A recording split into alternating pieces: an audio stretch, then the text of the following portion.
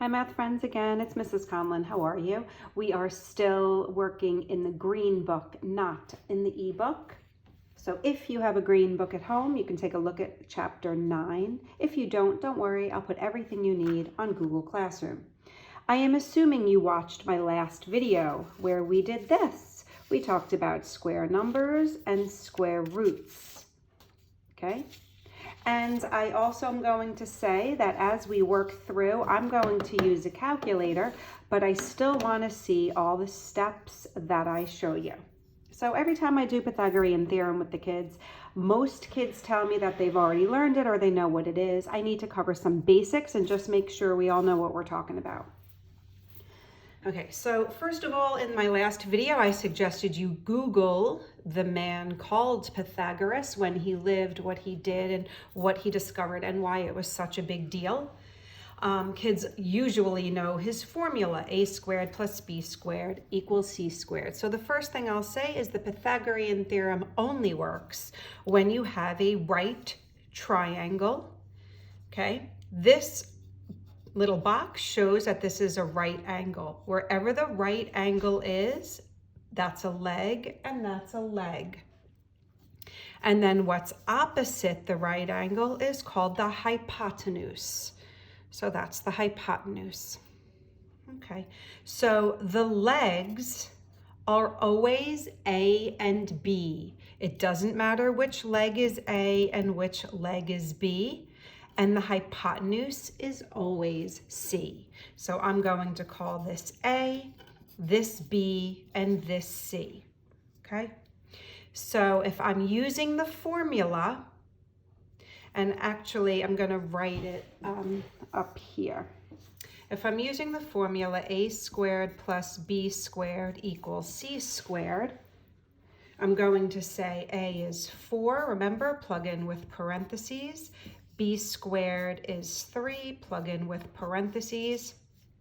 Okay, so let's pretend I don't know that the hypotenuse is 5. So this is going to be 16 plus 9 is something squared. 25 is something squared. The opposite of squared is radical. So therefore C is 5, which we already know. But I'd like to show you what this even means.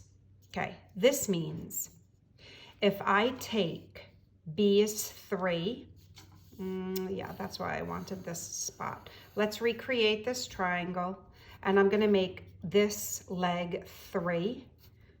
Okay, 1, 2, 3. So I'm actually going to put it out, and if I square 3, right? If this is B, B squared, 3 squared is 9.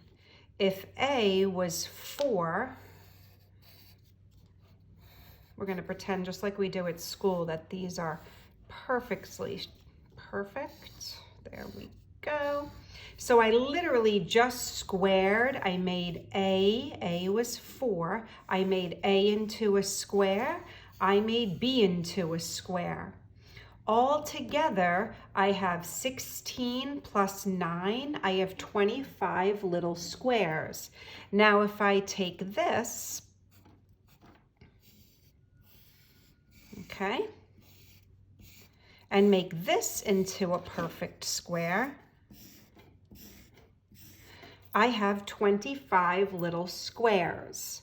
So A squared plus B squared, right? 4 squared is 16, 3 squared is 9, literally equals this when you make it into a perfect square. This plus this equals that. So this is the basics. We're not here to crunch numbers. At some point, I'm going to get into numbers that are not perfect squares, perfect square of 5. And I'm going to get into word problems. That's really what I'm leaning toward, the word problems. So let's do one.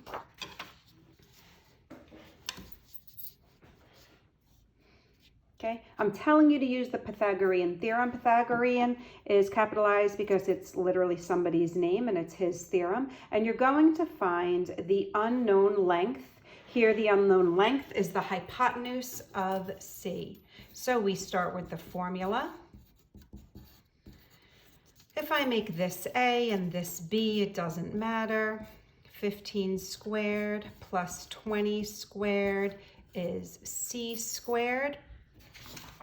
Right, so I memorized my perfect squares.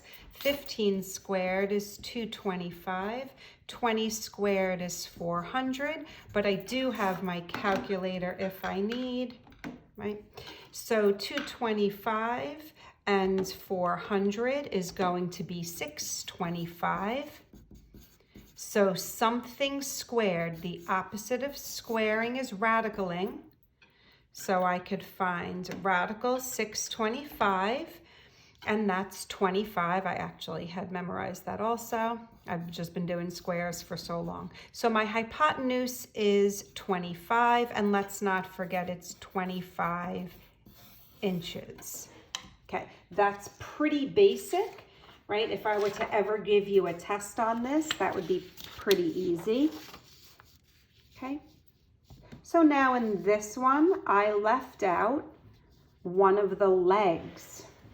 So if I've been calling this A and this B, the hypotenuse is always C. So let's start with the formula always. A squared plus B squared is C squared. Calculator right here, but I'm still showing the work that I want. Okay, so 9 squared is 81 plus B squared, right? Plus 15 squared is 225. So now solving for B. So I'm going to use my calculator. 225 minus 81 is 144. Something squared is 144, and I know that it's 12. Okay. Let's try one more quick. Let's see if this one I have to round for. Okay, formula, substitute.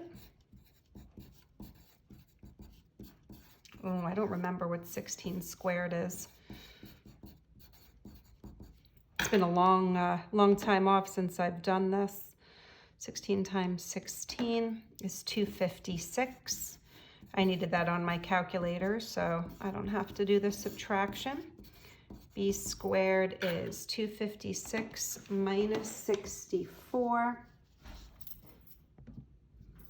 is going to be 192. Okay, so 192 isn't a perfect square, so I'm going to use my calculator, clear that, and do radical 192, and I get 13.8, and the directions told me to round to the nearest tenths place. See that?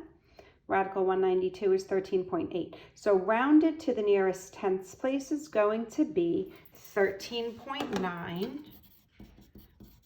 Okay, can I remind you of something? This is an irrational number. The decimal will never terminate and never repeat. It's irrational, so I need to round. All right, and my final answer is going to be 13.9 inches. Okay, so I'm going to stop the video here. Those were the basics, the very basics. We're going to be getting into some word problems, but I'll sign off for now. Bye-bye.